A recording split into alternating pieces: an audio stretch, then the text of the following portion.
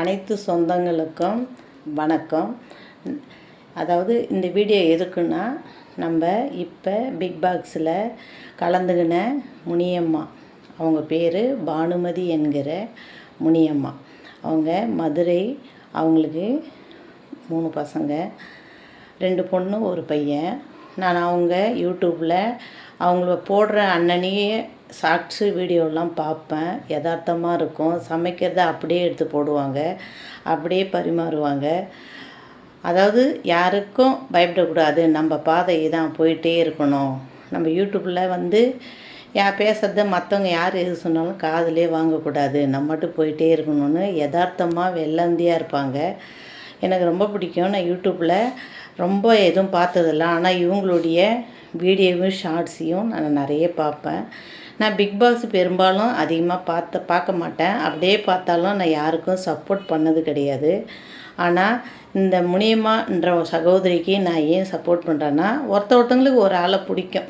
அதனால் என்னுடைய சப்ஸ்கிரைபர் ஆகட்டும், இவங்களுக்கு சப்போர்ட் பண்ணுங்க அப்படின்னு சொல்கிறேன். அது மட்டும் இல்லை, யாருக்கெல்லாம் முனியம்மாவை பிடிக்குமோ இந்த வீடியோ பாருங்கள்.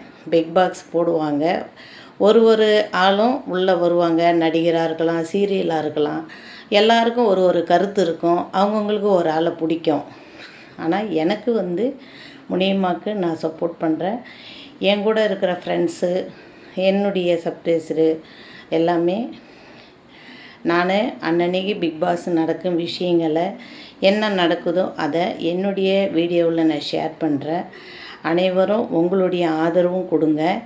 இவங்களுக்கு ஜெயிக்க வாய்ப்பு உண்டு. பிக் பாக்ஸில் இவங்க இருந்து என்ன பண்ணுறாங்கன்றதை பார்ப்போம். அந்த சம்சா பார்த்திங்கன்னா போடுவாங்க பாருங்கள், அவ்வளோ மாவு பிசைஞ்சி அசால்ட்டாக போடுவாங்கங்க. பேச்சு மட்டும் கணீர்னு கிடையாதுங்க, அவ்வளோ அழகாக பேசுவாங்க. சமையல் நல்லா பண்ணுவாங்க. புடவை கட்டுவாங்க பாருங்கள், அழகாக பியூட்டி பார்க்கு போன மாதிரியே இருக்கும். ஆனால் யதார்த்தமாக ரொம்ப மேக்கப் போட மாட்டாங்க, நல்லா இருப்பாங்க.